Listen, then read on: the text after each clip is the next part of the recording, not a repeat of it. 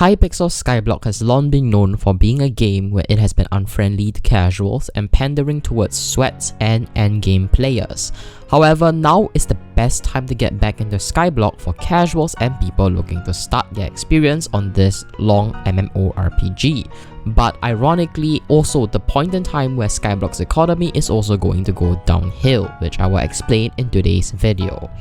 Hello guys, Furball the Hammy of Friendly Neighborhood Hamster is back again for another Hypixel Skyblock video, and let's go over the main reasons as to why the game is the best for casuals and new players as of now in the present.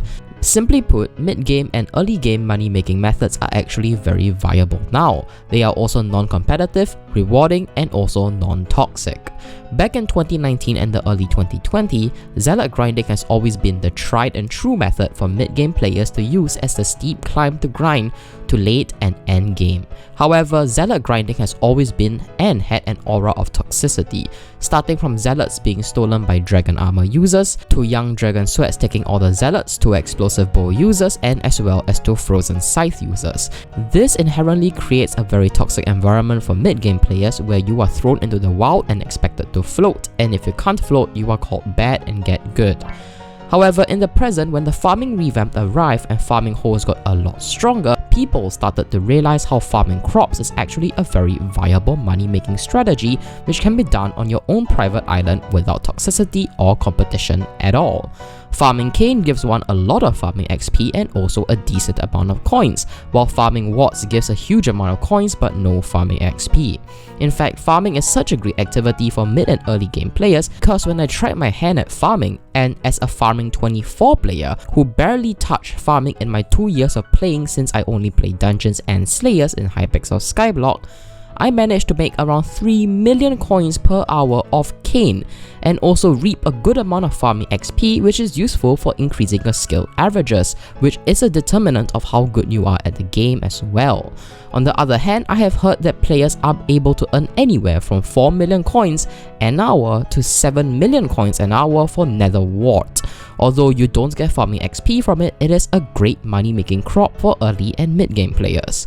On top of that, other crops can also be farmed to get tickets and gold medals to sell for additional coins, and all of this can be done on your island without toxicity. However, while money making methods for casual and new players are improving as they now have less toxicity and are even more efficient than old methods, there is a growing problem in Skyblock: inflation. Now, I know some of you guys might be saying it's another one of those YouTubers who scream inflation just because they think inflation is bad. Now, don't get me wrong, inflation to some extent is good, but I will tell you why inflation in Skyblock as of today is at its highest peak for 2 reasons.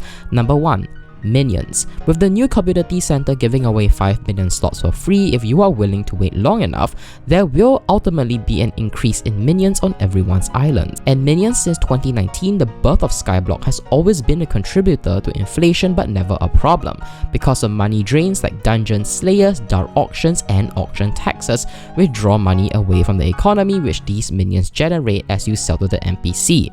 However, the 5 extra minions added from this update would contribute more to inflation further when combined with reason number 2. And reason number 2 is farming. Realize how bizarre prices for cane and netherwort, the 2 most farmed crops, are as low as NPC sell prices? A logical player would choose to sell to the NPC instead of the bazaar because of bazaar taxes if the sell prices are the same, and you would be able to earn more coins by simply selling to the NPC as you don't have to pay taxes.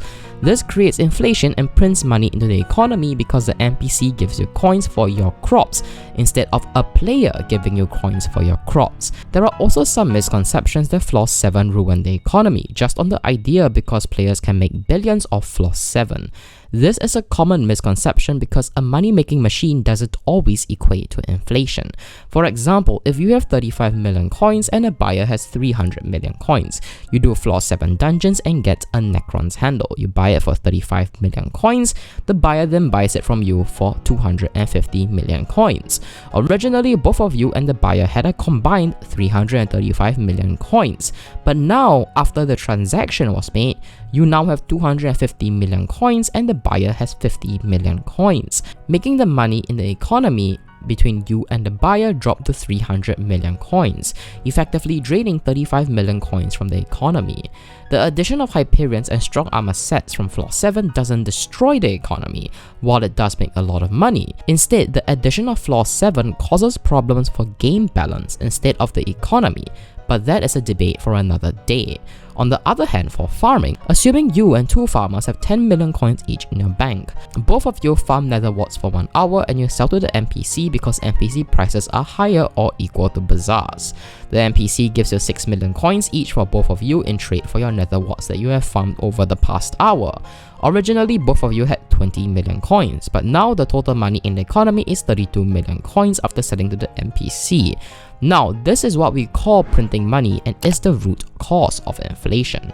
Players becoming rich off Floor 7 is only because of money being transferred from player to player.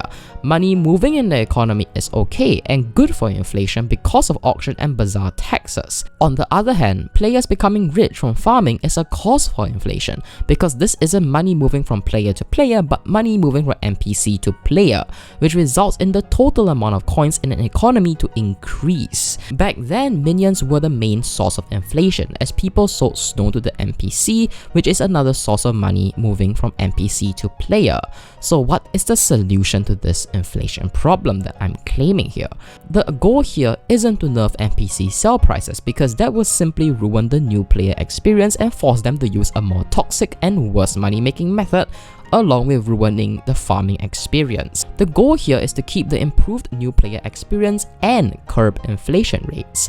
So what is the solution I propose? I don't have a permanent solution, but I do have a quick temporary solution that can be used for quite a while. As one of the ways to curb inflation while still making money is to make people buy your crops instead of NPCs buying your crops. Instead of making money move from NPC to player, but rather make money move from player to player after buying your crops, similarly like dungeons. So how would we do this? We could do this by creating a demand for the crops people farm. An example of this could be making a speed relic, an upgrade from the speed artifact in the sugarcane collection, which could require 8 stacks of enchanted sugarcane to get a rarity upgrade and more base speed. This will result in the spike in demand for cane for a while and cause prices of cane on the bazaar to rise, causing players to sell their crops to the bazaar instead of the NPC, thereby creating money movement from player to player instead of printing money. And I will tell you that people are willing to pay a lot for talismans because people are willing to recombobulate their talismans for extra stats, and people are even willing to pay 170 million coins for 24 strength and 24 critical damage. The temporary but quick solution here would be to give every farming collection an actual use outside of getting minion slots from unique minions, such as adding a speed relic, a potion relic, or a talisman that is useful to each farming collection, and those collections require the crops to be used to craft into those talismans. By creating a demand for the crops, it would help to resolve this problem. Other solutions could be for an NPC to give your farming holes a buff by giving your whole extra farming XP per crop harvested in trade for crops. For example, you could upgrade the XP gain of your sugarcane hole by plus 2% by giving an NPC 10 stacks of enchanted sugarcane so the crops don't get sold to the NPC for coins but get sold to the NPC for a buff on your hole and it doesn't print coins in the economy. In fact, we could even use both of these solutions together to create a happy player base where the farmers and early game players keep their fast progression speed to catch up with the sweats, while also curbing inflation and also giving the endgame players extra stats and items to work on and experiment with. I know the admins are stressed and pressed with updates, but this is one of the most elegant solutions that will be able to keep both the casual and sweaty player base happy while also keeping the economy in track. And with that, what do you guys think of my solution to the inflation problem, and what do you think your solution to this problem would be? Feel free to leave your comments down in the comment section down below as well as your opinions. And with that, this is Furball the Hammy, your dungeon maniac, signing out. Be sure to do your daily dungeon marathons.